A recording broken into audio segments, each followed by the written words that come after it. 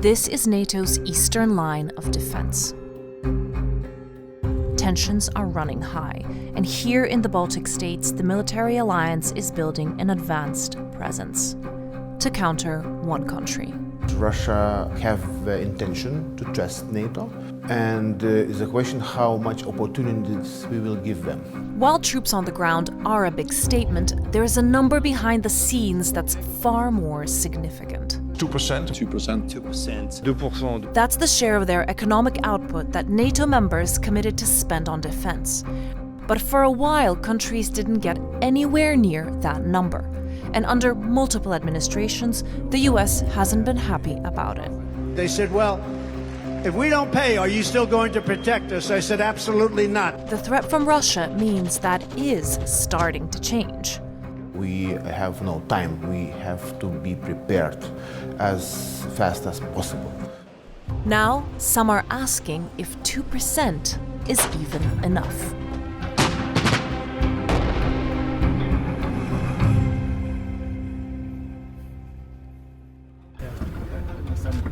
This is Pabrade military base, about an hour outside of Vilnius, where drills have increased and units like this one are training together with American soldiers.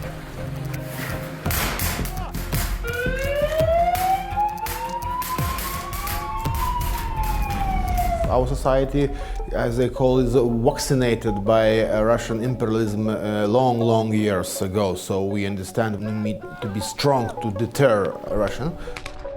The Baltic nations have been calling for a permanent presence for NATO troops, and that is really aimed at deterring any sort of Russian aggression pointed at NATO or its allies by creating this more forward-leaning and permanent presence right at the border there. You have different countries, NATO members, that are taking the lead in each of the Baltic states. So you have Germany in Lithuania, Canada in Latvia, and the UK in Estonia. And the idea is that if Russia were to attack any of those battle groups, it would potentially have to confront a reaction from any of the NATO nations. Now NATO is boosting that presence, increasing from battle groups of around 1,000 troops up to brigades, 3 or 4 times the size. And Germany is leading the way, with plans for a permanent brigade in Lithuania. This base is going to house some of the 5,000 German troops arriving in Lithuania over the next few years. In those barracks will be stationed allies or partners who are coming for exercise or stationed here in Lithuania. This year we're already opening third infrastructure site or military garrison. And that German presence is significant, because for the past decade, the second biggest economy in NATO wasn't even close to meeting its defense spending goals. That commitment dates back to 2014. When Russia invaded Ukraine's Crimean peninsula that year, NATO countries promised to spend at least 2% of their GDP on defense within a decade.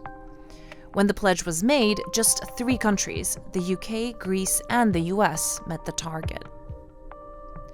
In 2022, the year Russia launched its full-scale war in Ukraine, 7 spent that much.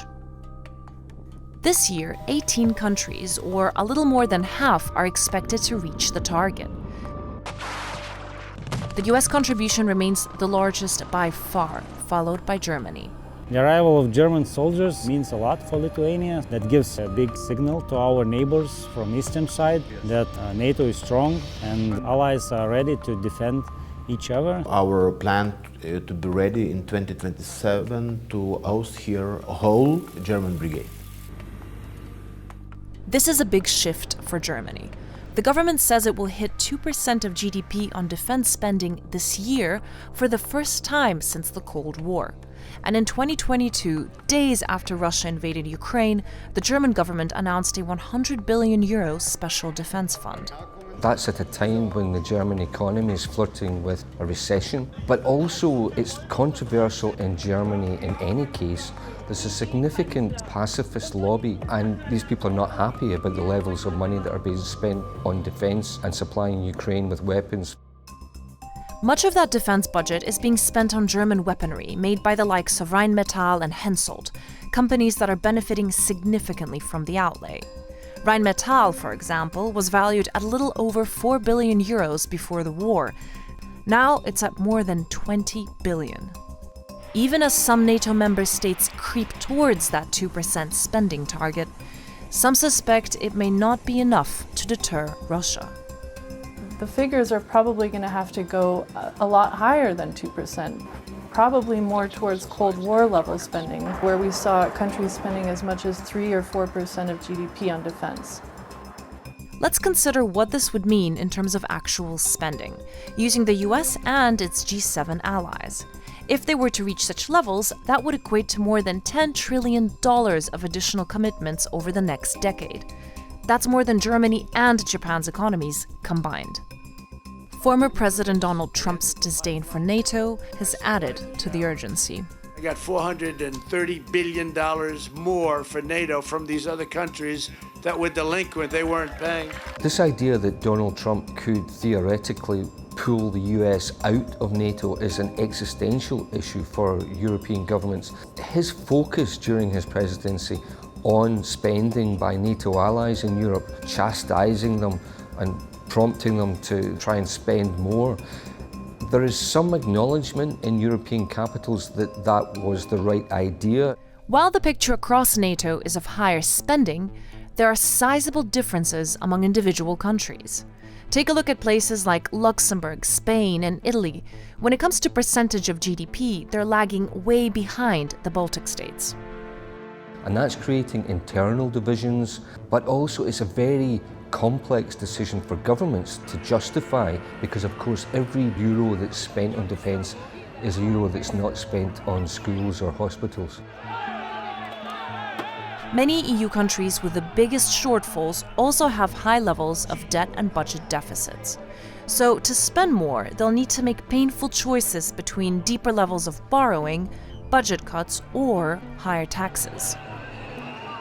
Despite who will win in the United States in November, the question of border sharing, it will be more and more intensive. For Western Europeans, at least 2% would be a minimum. Vladimir Putin has denied any plans to attack NATO, long an unthinkable option given the risk of nuclear escalation. Now, new members are joining old allies, aiming to have 300,000 troops on high alert. All of that, plus support for Ukraine, will require a lot more funding.